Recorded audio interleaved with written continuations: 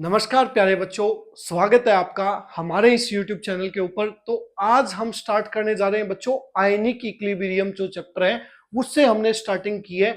Ionic equilibrium chapter जो है start कर लेते हैं। तो बात करते हैं हम आयनिक इक्विलिब्रियम की। इक्विलिब्रियम स्टेज मतलब जब कंसंट्रेशन जो लगभग क्या रही हो, बराबर रही हो, तो उसको आप क्या बोलोगे? इक्विलिब्रियम स्टेज बोलोगे। तो बच्चों यहाँ पे डेफिनेशन लिखी गई है आयनिक इक्विलिब्रियम की। यहाँ पे आप इलेक्ट्रोलाइट्स देखोगे। इलेक्ट्रोलाइट्स क्या होते हैं बच्चों? जो कंडक्ट करते हैं इलेक्ट्रिसिटी को। वो अलग अलग टाइप्स के होंगे, वेरियस। आगे नेक्स्ट लेक्चर के अंदर हम बात करेंगे। उससे पहले आप देखो इलेक्ट्रोलाइट्स कैसे होते हैं, स्ट्रॉन्ग होते हैं, वीक होते हैं। तो स्ट्रॉन्ग इलेक्ट्रोलाइट्स कंप्लीटली डिसोशिएट हो जाते हैं, वीक इलेक्ट्रोलाइट्स कंप्लीटली डिसोशिएट नहीं होते। तो वीक इलेक्ट्रोलाइट्स जो कंप्लीटली डिसोशिएट नहीं होते उनका आयोनाइज्ड और अनआयोनाइज्ड पार्ट यदि इक्विलिब्रियम में आ रहा हो तो उसके बारे में हम यहाँ डील करेंगे आयनिक इक्विलिब्रियम में। तो डेफिनेशन देख लेते हैं बच्चों। Weak electrolytes partially ionised in aqueous solution.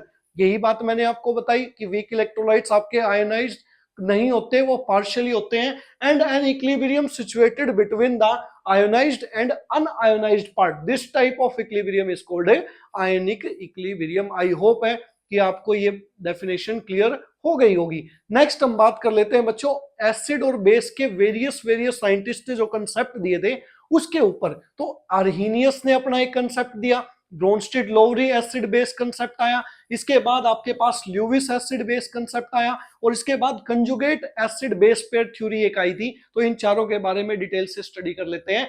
बात करते हैं सबसे पहले आर्हीनियस एसिड की। तो आर्हीनियस के अकॉर्डिंग एसिड की डेफिनेशन क्या होती है बच्चों? जो आपके H पॉजिटिव आयंस को एक्वस सॉल्यूशन में डोनेट कर दे। क्या बताया? जो आपके H पॉजिटिव आयंस को डोनेट कर दे एक्वस सॉल्यूशन में, उसको आर्हीनियस ने एसिड का दर्जा दिया है। तो यहाँ पे एग्जांपल देखना चाहो, जैसे HCl है, HCl को एक्वस सॉल्यूशन में डिसोल्व करवाओगे तो H पॉजिटिव आयंस और Cl नेगेटिव आयंस जो है आपको देखने को मिलेंगे। नेक्स्ट HNO3 है, यहाँ पे आपको क्या देखने को मिलेगा? H पॉजिटिव और NO3 नेगेटिव। तो इसके एग्जांपल H2SO4 2H पॉजिटिव और SO4 2 नेगेटिव, या फिर H पॉजिटिव और HSO4 नेगेटिव। नेक्स्ट H3PO4 है। तो ये एग्जांपल रहने वाले बच्चों आपके किसके?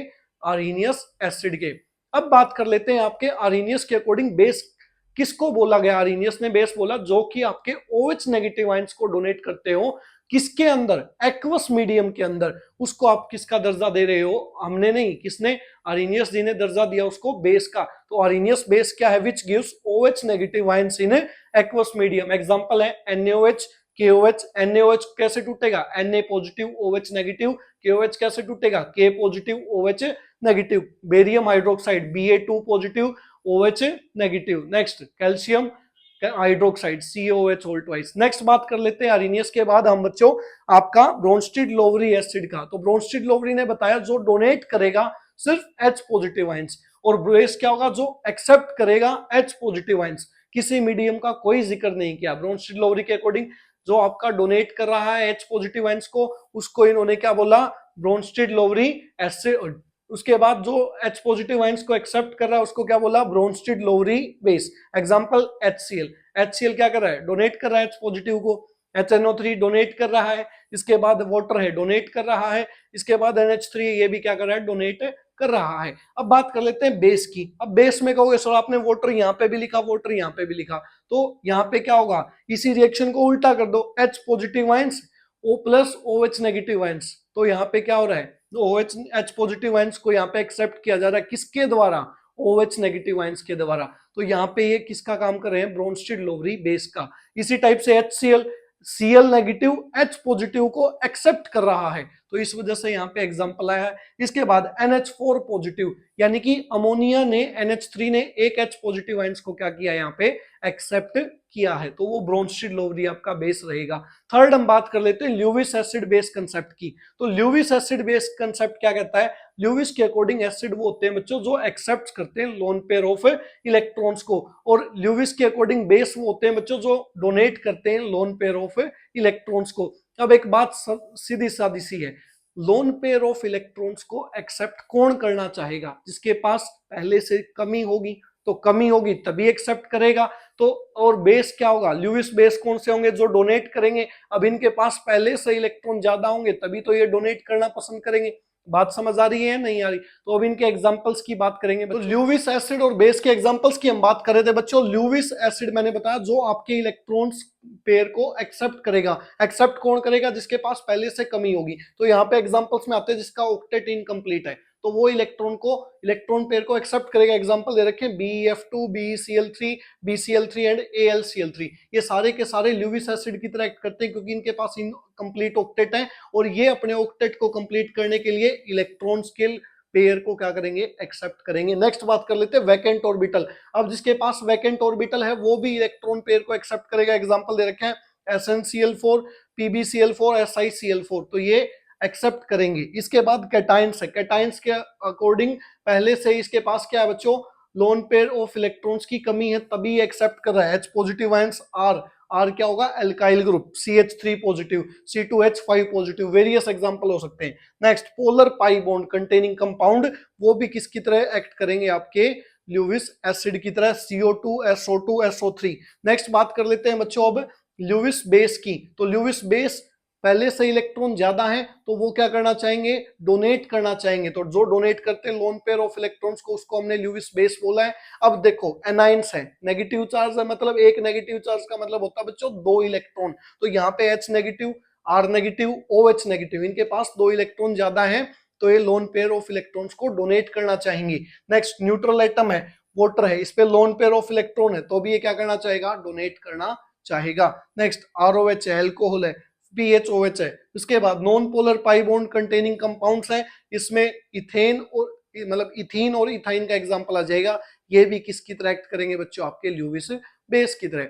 उम्मीद है आपको यहां तक कोई टॉपिक में कोई डाउट नहीं आया होगा।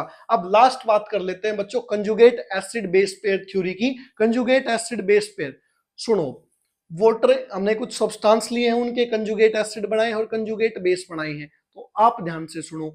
वाटर है, इसमें यदि आप H पॉजिटिव आयंस ऐड कर दोगे तो ये कहलाएगा बच्चों कंजुगेट एसिड, और अगर इस सब्सटेंस से आप H पॉजिटिव को रिमूव कर दोगे तो ये सब्सटेंस कहलाएगा आपका कंजुगेट बेस। उम्मीद है आपको समझ आया होगा। दोबारा फिर रिपीट कर देता हूं कि वाटर ये सब्सटेंस है, इसमें यदि आप H पॉजिटिव आयंस को ऐड कर रहे हो तो ये कहलाएगा कंजुगेट एसिड, और इसी सब्सटेंस से H पॉजिटिव रिमूव कर रहे हो तो वो उस सब्सटेंस का कहलाएगा कंजुगेट बेस। एग्जांपल की बात कर लेते हैं, वाटर है, यहाँ पे आपने H पॉजिटिव आयन ऐड किया, हाइड्रोनियम आयन बन गया तो ये कंजुगेट एसिड है।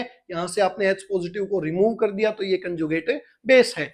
अमोनिया की बात कर लेते हैं, आपने H पॉजिटिव आयन ऐड किया तो यहाँ पे NH4 पॉजिटिव आ गया, और यहाँ से एक H पॉजिटिव को रिमूव किया तो NH2 नेगेटिव आ गया। नेक्स्ट HCO3 है, इसके अंदर से आपने एक H पॉजिटिव ऐड किया तो H2CO3 बन गया, और HCO3 से एक H निकाल दिया तो CO3 2 नेगेटिव बन गया। उम्मीद है आपको सारी चीजें समझ आ रही होंगी।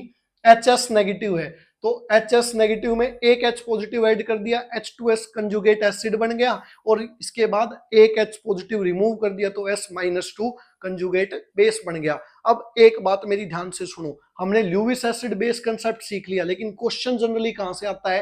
क्वेश्चन आता है बच्चों आपने NH4 पॉजिटिव से, H3O पॉजिटिव से, AlF3 से फर्स्ट ग्रुप के जितने भी एलिमेंट्स हैं और सेकंड ग्रुप के जितने भी एलिमेंट्स हैं वो कभी भी आपके ल्यूविस एसिड की तरह बिहेव नहीं करते, क्योंकि इनका ऑक्टेट क्या होता है बच्चों? कंप्लीट होता है।